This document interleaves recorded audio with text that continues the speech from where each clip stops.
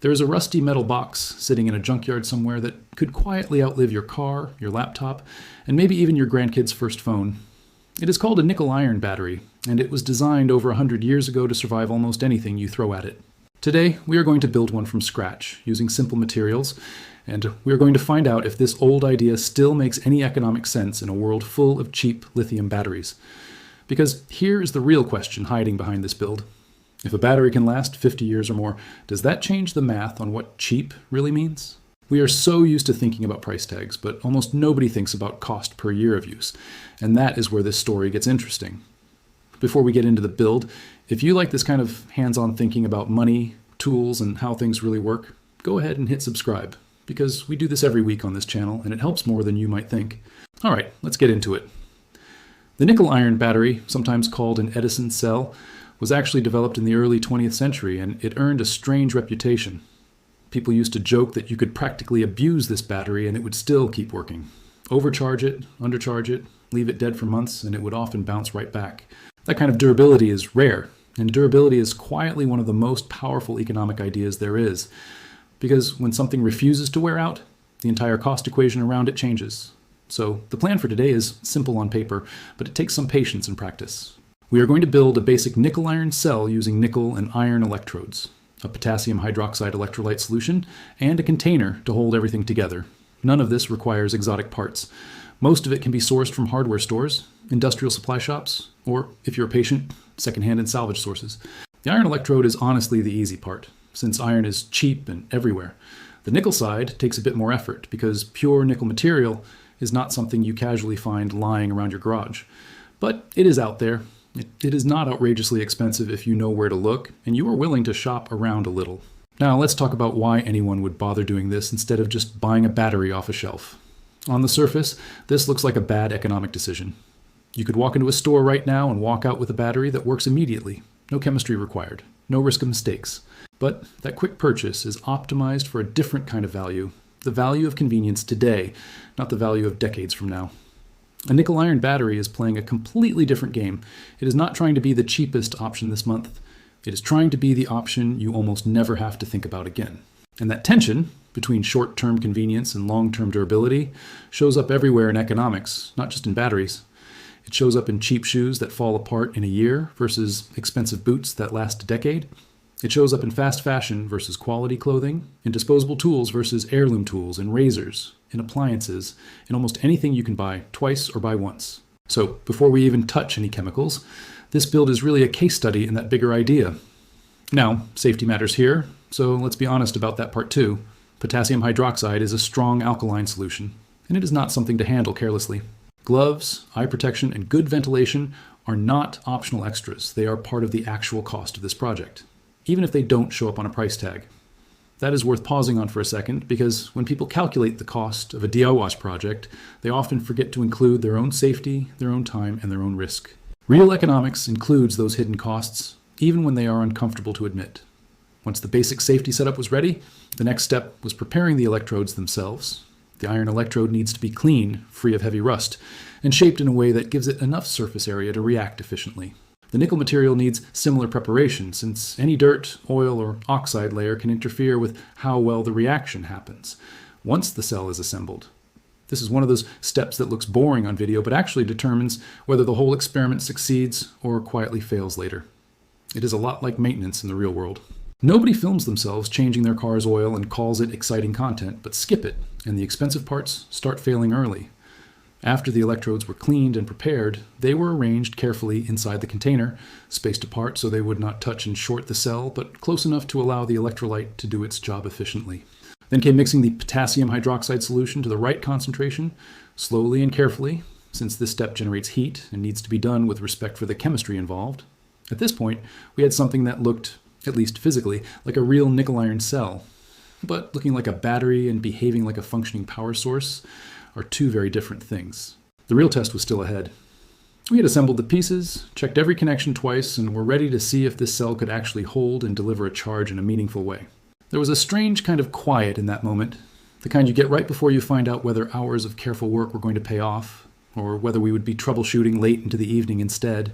The first thing we did was connect a basic charging source to the cell, using a low current so we would not stress the electrodes right out of the gate.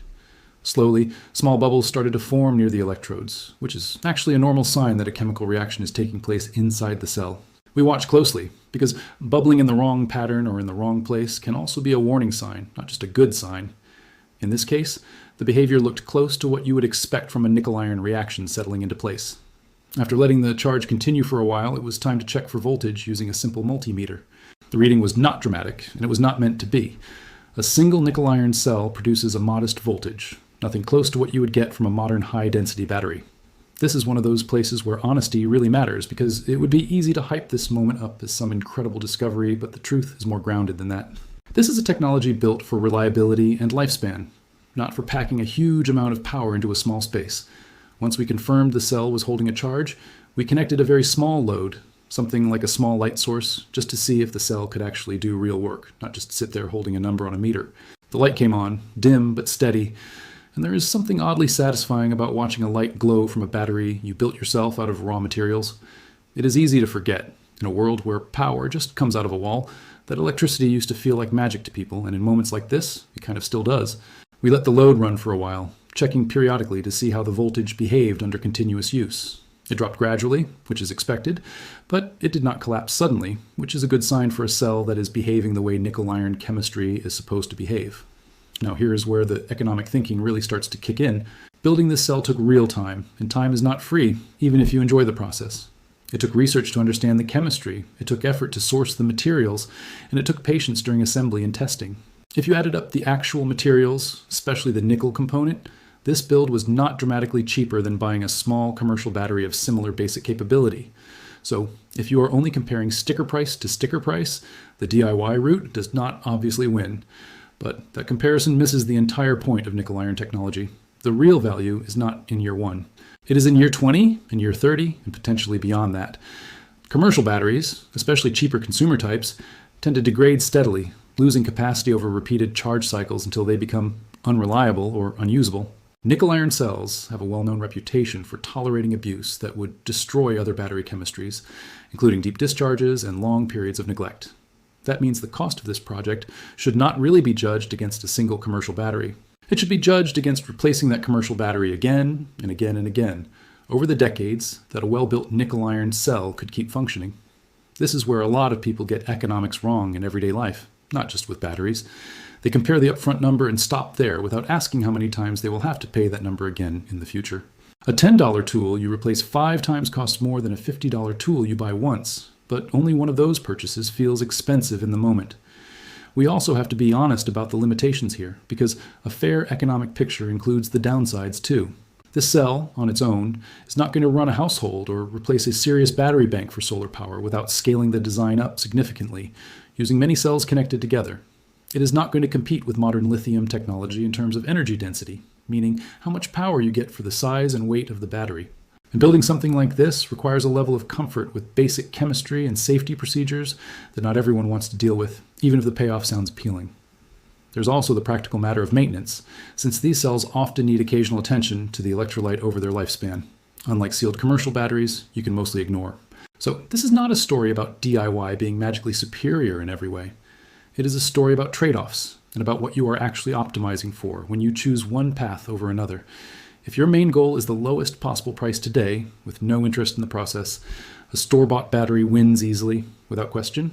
But if your goal includes learning, independence from constantly replacing dying batteries, and a genuine curiosity about how power actually works, then something changes in that calculation. By the end of this test, we had a working nickel-iron cell, charging properly, holding a modest charge, and powering a small load exactly the way the chemistry promised it would. It was not flashy, and it was not going to win any awards for raw power output. But it did exactly what it was built to do, and it did it using a chemistry that has already proven, over more than a century of real-world use, that it can outlast almost anything else on the market. That fact alone changes how you should think about the entire project, and it changes how you should think about value in general once you look past the first price tag you see. Once the light dimmed down and the meter settled into a steady, unremarkable number, there was a moment of quiet reflection that felt more important than the build itself. What had actually been proven here, beyond the fact that raw materials and patience can turn into working electricity?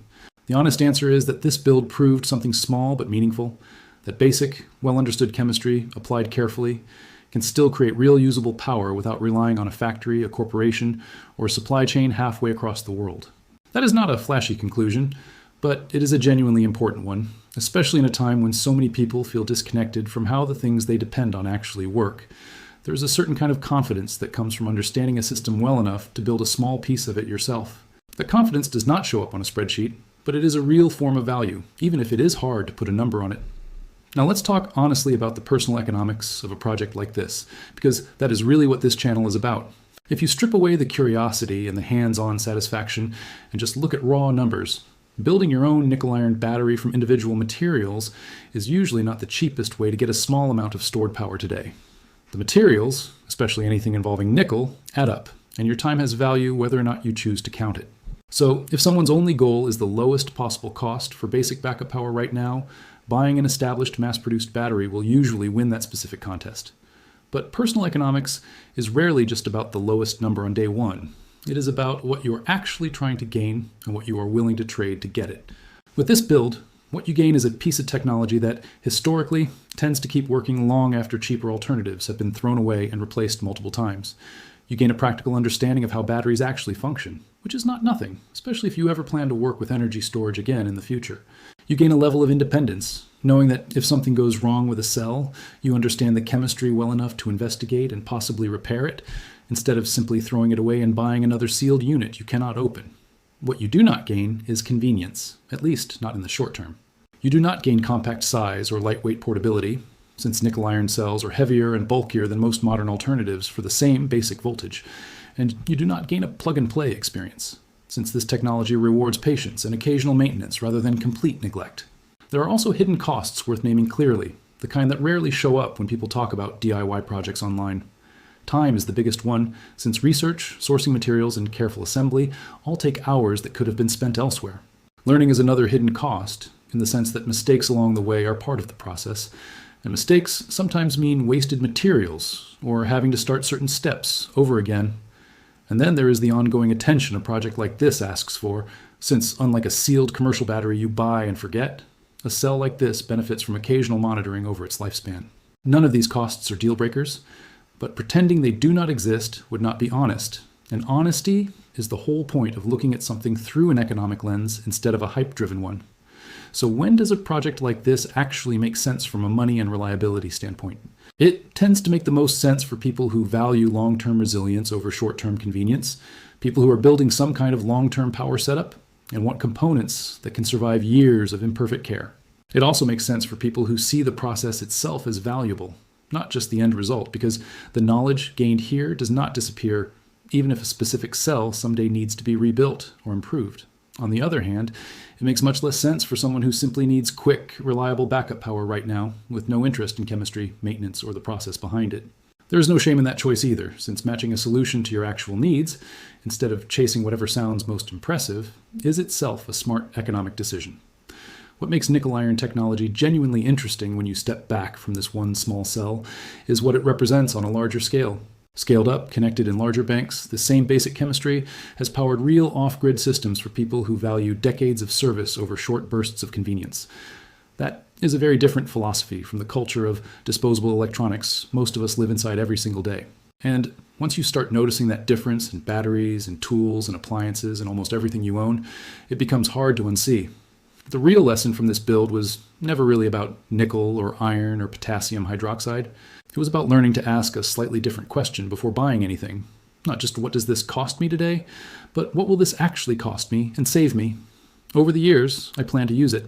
That single shift in thinking is worth far more than the modest little glow we pulled out of this homemade cell. If this kind of hands-on, honest look at money, tools, and how things really work is something you enjoy, let us know down in the comments what you would want to see built or tested next. And if you know someone who still thinks cheap always means smart, do them a favor and share this video with them, because sometimes the most boring looking box in the corner of a garage turns out to be the smartest financial decision nobody talks about.